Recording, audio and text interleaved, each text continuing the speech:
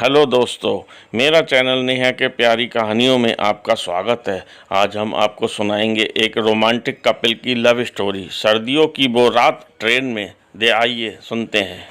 ये कहानी शुरू होती है अभिषेक से। वह अपनी बहन की शादी में जाने के लिए मुंबई रेलवे स्टेशन पर अपनी ट्रेन आने का इंतज़ार कर रहा था कि तभी एक लड़की उसके पास आकर पूछती है, ये मुंबई से हावड़ा जाने वाली ट्रेन कितने बजे तक आ जाएगी?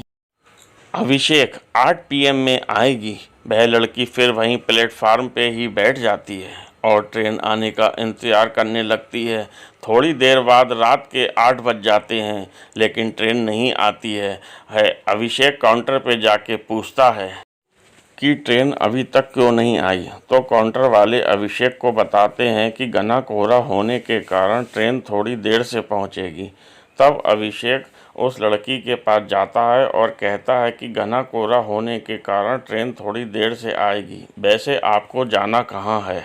लड़की, मुझे बर्दवान जाना है। अभिषेक, मैं भी कोलकाता जा रहा हूँ अपनी बहन की शादी में। दोनों कई ट्रेन आने का इंतज़ार करने लगे। दिसंबर का महीना था, ठंड काफ़ी अधिक थी। अभिषेक ने देखा कि वह लड़की ठंड में खुद को सिकोड़ रही होती है। अभिषेक 2 चाय लेकर उसके पास जाता और कहता है, ठंड थोड़ी ज़्यादा है, क्या आप चाय पीना पसंद करेंगी? लड़की, थैंक यू। अब दोनों कोई चाय पीने लगते हैं। अभिषेक, मेरा नाम अभिषेक है, वैसे आपका नाम क्या है? लड़की, मेरा नाम अंजलि है।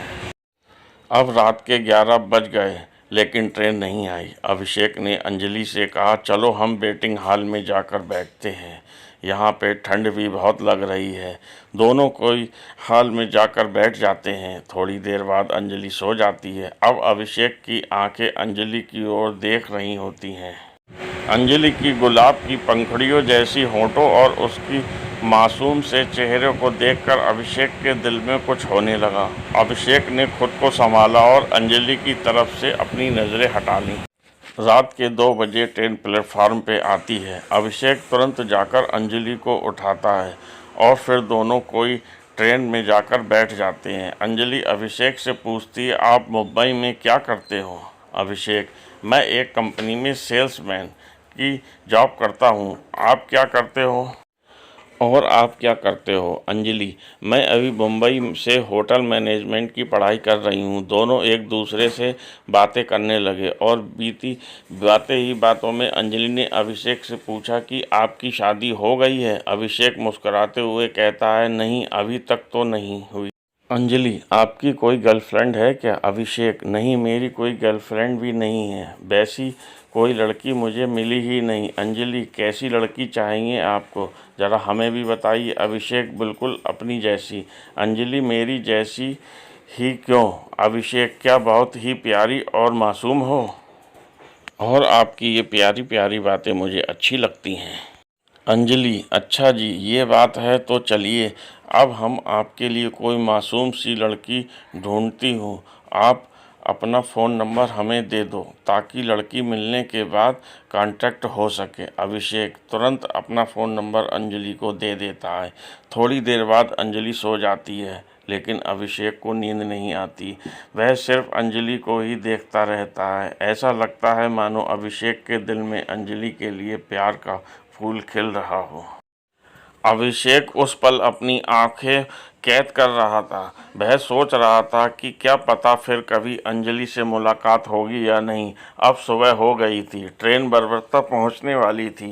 अंजलि अभिषेक से कहती है, मेरी मंजिल आ गई, अब मैं चलती हूँ। अभिषेक को थोड़ा उदास हो जाता है। उसे ऐसा लगता है कि कोई अपना उसे छोड़कर जा रहा है। ट्रेन बरवान स्टेशन पे रुकती है और अंजलि मुस्कुराते हुए अभिषेक को अलविदा कहती। अभिषेक ट्रेन की खिड़की से अंजलि की तरफ देखता है। अंजलि भी अभिषेक को आखिरी बार पीछे मुड़कर देखती है।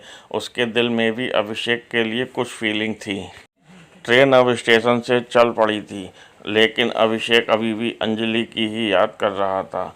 कुछ समय बाद अभिषेक के फ़ोन पे एक मैसेज आता है जिसमें लिखा था, तुम्हारे लिए लड़की मिल गई, उसका नाम अंजलि है और ये उसका फ़ोन नंबर है।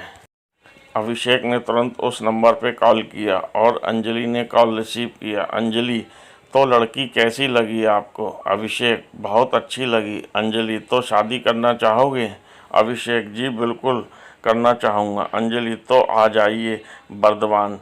अब मानो अभिषेक के खुशी का ठिकाना नहीं रहा। उसे अपनी सपनों की रानी जो मिल गई थी। अभिषेक घर पहुंचने तक अंजलि से ही बातें करते रहा।